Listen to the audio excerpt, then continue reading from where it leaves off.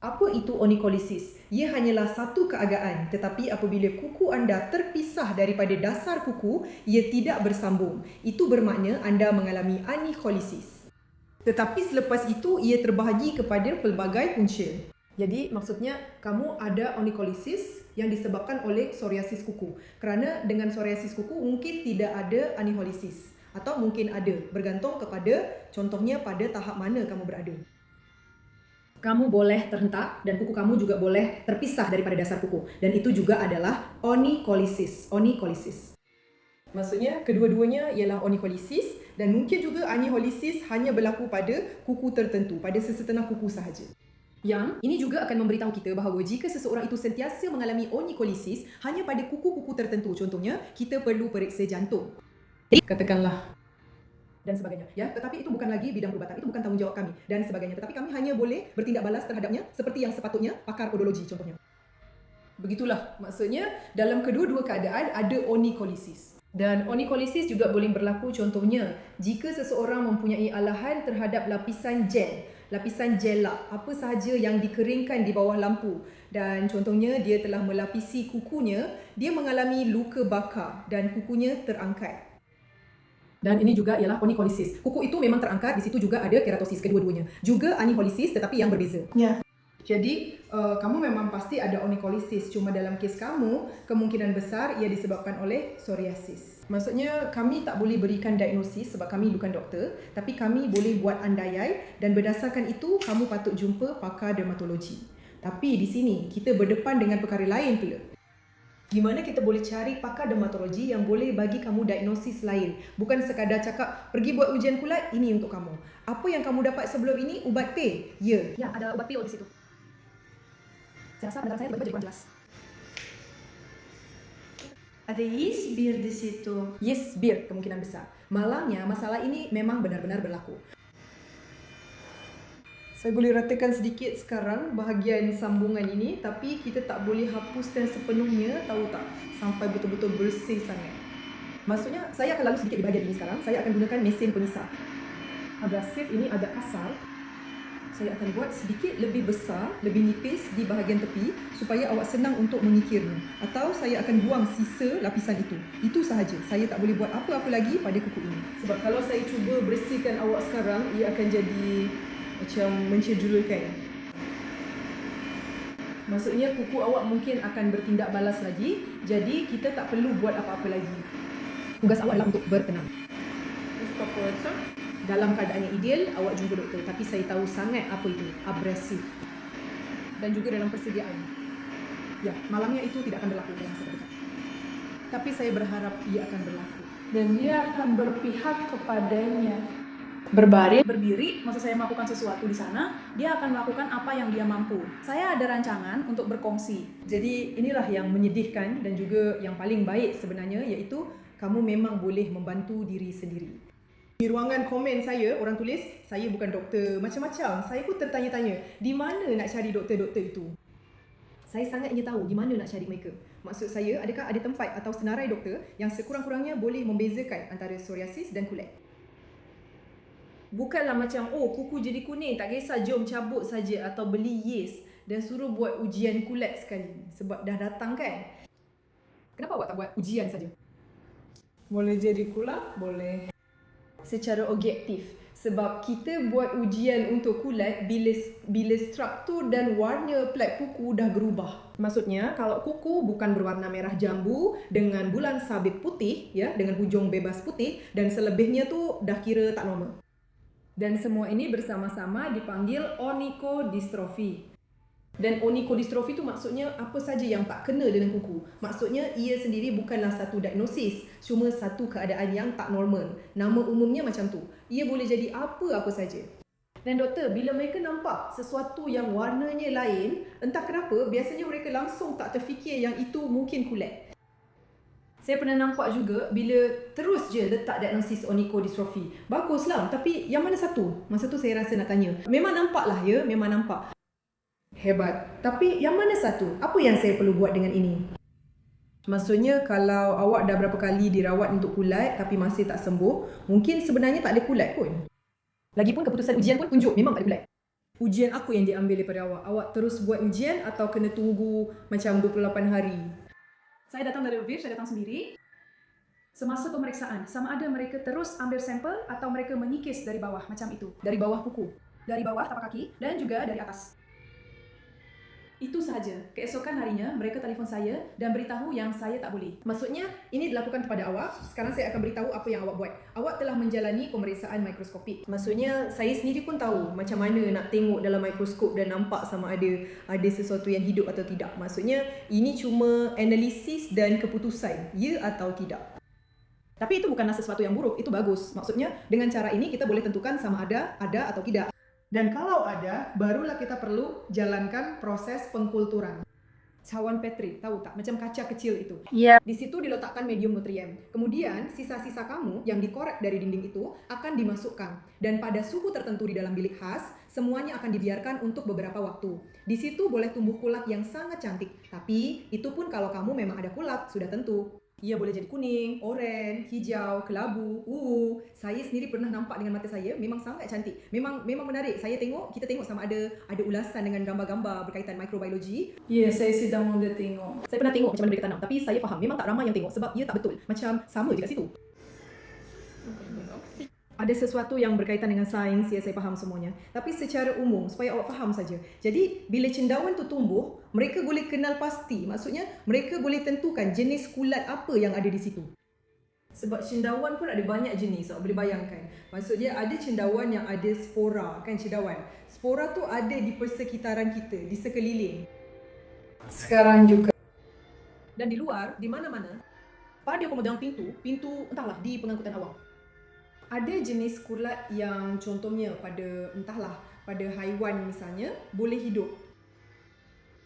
Ada yang di pokok ya boleh tumbuh. Jadi memang sangat berbeza-beza dan bayangkan apa yang para saintis baru-baru ini temui, rupanya mereka mula menemui jenis kulat pada manusia yang sepatutnya tidak tumbuh pada manusia. Contohnya boleh tumbuh di kilang, di pokok, di atas kulat. Dan ini memang sangat berbahaya.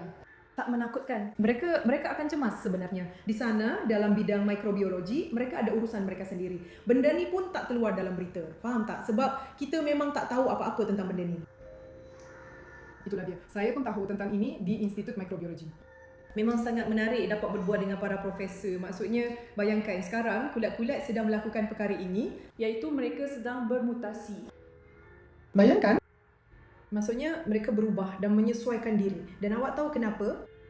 Sebab orang seperti awak akan pergi jumpa pakar dermatologi. Kepada pakar dermatologi entah siapa-siapa tu ya yang kononnya dia akan kata, oh kulat nak ambil ini atau Micoderil, Zadiril dan lain-lain Deril. Mana-mana yang selalu keluar dalam iklan TV di farmasi. Yang entah kenapa boleh dibeli tanpa preskripsi. Semua Deril ini iaitu ubat-ubat anti kulat sebenarnya sangat kuat. Ia perlu digunakan mengikut arahan dengan ketat. Maksudnya, kalau di situ tertulis, kamu perlu guna selama entahlah 14 hari. Sejujurnya, saya sendiri tak pernah guna ubat macam tu. Jadi, saya tak tahu macam mana sebenarnya. Macam 14 hari, pagi dan malam, kamu kena titiskan sesuatu pada kuku kamu. Jadi kamu mesti macam walau apa pun jadi, mesti juga ikut selama 14 hari tepat seperti yang tertulis di situ. Sebab kalau kamu baru titiskan beberapa hari, macam 4 hari dan rasa dah okey, kamu sebenarnya buat perkara yang sama macam bila makan antibiotik. Maksudnya orang yang suka rawat diri sendiri, mereka sendiri yang pilih antibiotik spektrum luas yang boleh dibeli tanpa preskripsi, beli di farmasi dan ambil hanya separuh daripada rawatan yang sepatutnya. Apa yang berlaku? Pada masa itu, virus menjadi tahan terhadap ubat. Maksudnya, virus itu diberi sedikit antibiotik, kemudian ia menyesuaikan diri, tidak mati dan bermutasi. Kulat pun buat perkara yang sama. Bayangkan mungkin ada kulat, katakanlah kamu ada kulat itu, dan kamu hanya ambil rawatan selama 10 hari, bukan 14 hari. Kamu tak habiskan rawatan, kamu rasa dah semakin baik. Atau kamu rasa macam tu saja. Atau kamu terlupa, atau kamu dah bosan. Pelik kata, tak kisahlah apa yang berlaku pada kamu, yang penting kamu tak habiskan rawatan itu. Dan kulat itu pun okey saja, masih hidup. Dan mereka mula bermutasi. Maksudnya, kita sendiri yang buat semua ini. Faham tak? Maksudnya, sikap tidak bertanggungjawab doktor terhadap cara mereka menetapkan ubat dan hakikat bahawa kita boleh beli saja di farmasi. Saya rasa ini adalah ubat yang cukup serius dan tak patut digunakan sembarangan. Sebab kulat tu bukan di sini saja. Bukan itu bahayanya. Ia tak cantik. Tak kisahlah kalau tak cantik pun, itu cuma masalah kecil. Maksudnya, bayangkan kalau kulat ditemui di sini, ia berada di dalam, ia menyerang badan, disitulah bahayanya. Ia menyerang organ dalaman, boleh bayangkan. Itulah kisah sedihnya. Begitulah kita hidup, faham tak? Jadi, di mana nak cari doktor tu ya? Maksudnya, contohnya, kalau mereka ambil kulat daripada kamu, ya, mereka kikis dari dalam, kikis dari atas, adakah mereka beritahu kamu macam mana nak buat persediaan sebelum ambil ujian macam tu? Saya cuma tahu lepas tu daripada awak sebab masa tu awak tengah rakam sesuatu tentang geologi. Ada lebih kurang 2, 3 atau lebih baik sebulan, ya, atau lebih baik seminggu sebulan, tak sepatutnya ada apa-apa. Maksudnya, tak sepatutnya ada antiseptik di tangan kamu. Maksudnya, kamu harus contohnya bersedia untuk ini, tiada sebarang lapisan. Maksudnya, tak boleh kamu tahu lap sesuatu dan terus pergi hantar contohnya. Tapi saya pernah buat macam tu. Dan bila kamu lap, maksudnya mungkin ada sesuatu di situ. Mungkin sekarang pun bayangkan masih ada sesuatu. Kita pun tak tahu, saya tak ada pengimbas terbina dalam. Itulah ceritanya. Maksudnya mereka pun tak beritahu kamu. Jadi sejauh mana pakar-pakar itu benar-benar kompeten kalau mereka tak maklumkan yang kamu perlu buat persediaan tertentu. Sebab mereka ikut arahan mereka sendiri. Mereka cuma potong, kikis, ambil sesuatu, ambil duit, atau saya tak tahu mungkin ada pelan berbayar, percuma, semuanya begitu saja. Bila tengok bawah mikroskop, mereka macam tak berfikir langsung. Supaya awak faham, setiap kali saya pergi contohnya buat janji temu dengan doktor, saya masuk, mereka tengok sesuatu. 5 saat saja mereka tengok macam tu melalui kanta pembesar mereka. Itu saja. Macam ada sesuatu yang pelik di situ. Jadi, pergilah buat ujian. Ini surat rujukan untuk awak dan ini satu lagi surat rujukan. Macam kena tahu keputusan sekarang juga. Saya pun tak sempat nak bersedia untuk buat ujian tu. Saya cuma keluar dari bilik tu dan terus ke bilik lain pula. Jadi secara umumnya, satu-satunya perkara yang pesakit perlu bersedia ialah untuk ujian darah. Maksudnya kena datang dengan perut kosong. Kenapa darah diambil semasa perut kosong? Kenapa perlu berpuasa? Sebab kalau esok pagi awak minum kopi, makan roti, sesuatu akan masuk ke dalam darah awak. Sama juga, maksudnya sesuatu dari makanan, kualiti makanan itu macam mana? Apa sebenarnya yang dimakan? Perubahan apa yang berlaku? Saya tak dapat nak pastikan semuanya. Jelas dan mudah difahami. Kalau kita makan atau minum sesuatu sebelum buat ujian darah, ia akan mempengaruhi kualiti darah dan seterusnya memberi keputusan yang tidak tepat. Jadi awak juga mungkin dapat keputusan yang tidak tepat. Saya semestinya tidak mengatakan yang awak ada kulat atau apa-apa lagi. Saya tak boleh nak sahkan itu. Sebenarnya tahu tak, gurauan ke tepi, semua orang asyik cakap pasal minyak, tapi jiwa selalu dipandang rendah. Saya tak suka minyak. Sebab itu kita akan tengok sekarang ya macam mana rupa kuku kita. Secara objektif tak begitu cantik. Ya. Awak nampak tak macam mana kutikel saya sekarang? Lebih kurang okey lah. Kutikel awak pun tak teruk. Tapi memang melekat kuat. Memang sangat. Sekarang pun kalau saya makan, saya sengaja tak minum. Tak sentuh kutikel, tak sentuh apa-apa. Maksudnya, saya nak kuku awak betul-betul dalam keadaan paling tenang. Jangan tolak kutikel tu ke belakang. Saya cuma tolak macam tu saja dan dia macam tak normal. Tak tahu, perlu ke? Jangan buat apa-apa langsung. Ya, sekarang kita ambil minyak. Ya, takkan tanggal pun kalau saya biarkan dan buat macam biasa. Ya, maksudnya akan terus terangkat, tapi ia takkan tanggal pun. Ia takkan tanggal, tapi ia akan terus terangkat. Awak akan sentiasa berjalan dengan ruang kosong di kuku. Maksudnya akan sentiasa ada ruang kosong di sini.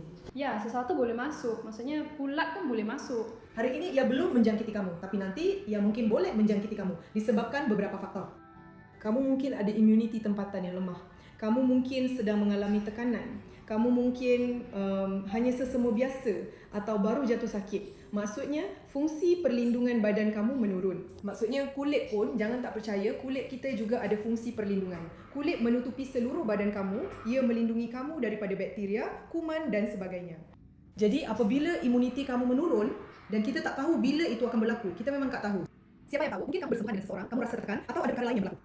Jadi maksudnya suatu hari nanti ia mungkin akan berlaku. Bila saya pun tak tahu. Mungkin esok, mungkin tak pernah, mungkin lusa. Mari kita jangan tutup apa-apa dulu. Mari kita biarkan kuku tumbuh. Cuci kuku. Jalan-jalan sekejap, kita sekarang di bahagian vatra. Jalan-jalan seminggu atau 3 di dalam. Sekarang kita akan ambil gambar bersama. Saya juga dah ambil gambar tadi. Sekarang dalam situasi ini, kita akan ada gambar dan kita boleh tengok, kita boleh nilai perkembangannya. Maksudnya badan awak masih muda. Jadi ini bermakna awak mempunyai proses regenerasi yang cepat. Maksudnya kuku awak akan tumbuh lebih cepat berbanding jika ia tumbuh pada saya atau sesiapa sahaja di luar sana. Ini cepat. Itu adalah kelebihan. Jadi, tengok sini, bila awak sapu minyak, memang jelas kuku itu belum melekat semula dan memang takkan melekat. Tapi ia nampak lebih baik ya, berbanding kering. Ya? Berbanding. Kering sebab kulit yang sentiasa lembap saya tengok pun dalam laser bukan di skrin, maksudnya secara visual pun tak begitu nampak yang kuku itu dah terangkat. Kalau awak fikir ada orang yang sentiasa perhatikan kuku orang lain, tidak, kecuali kalau saya. Tapi saya takkan perhatikan. Bukan dari sudut penghakiman, sebab malamnya pemimpas saya sentiasa berfungsi. Ia tak boleh dimatikan. Saya tak boleh buat apa-apa tentang itu. Tapi itu bukan sebab niat jahat. Itu sebab Saya sentiasa jadi taklah terlalu menganalisis. Orang lain pun tak perasan yang kau ada 2 jari bengkok. Malah saya nak cakap lagi, mereka tak perasan pun. Itu kena tanya kau, tahu tak? Sebab kena tengok betul-betul. Ada lagi benda lain. tak, saya memang langsung tak suka sebenarnya. Jari-jari, dengar sini. Keistimewaan, boleh dikatakan begitu. Semua dari dia ya. Tak ada apa-apa yang perlu dirisaukan tentang itu. Kita tunggu 3 minggu, kemudian kita lihat apa yang akan terjadi dengan mereka. Kita buat urutan macam ni. Kamu hanya perlu ada minyak, serum, apa saja yang kamu mahu, sapukan saja. Letak di sebelah katil, sebelum tidur, saya sentiasa ada minyak, krim dan semuanya di situ. Baring, sambil tengok TV atau sebelum tidur, urut saja perlahan-lahan. Bagus untuk kesihatan. Itu saja urutan. Melembabkan maksudnya apa yang kita buat, kita tingkatkan keanjalan kulit. Pelat kuku, kulit dasar kuku kita urut. Nampak tak saya tengah urut? Ini juga adalah rangsangan, maksudnya kuku akan tumbuh lebih cepat. Ya. Dan pelembapan, semua itu memang nampak biasa. Tapi bila tengok dari jauh, contohnya sekarang saya tengok, memang cantik juga.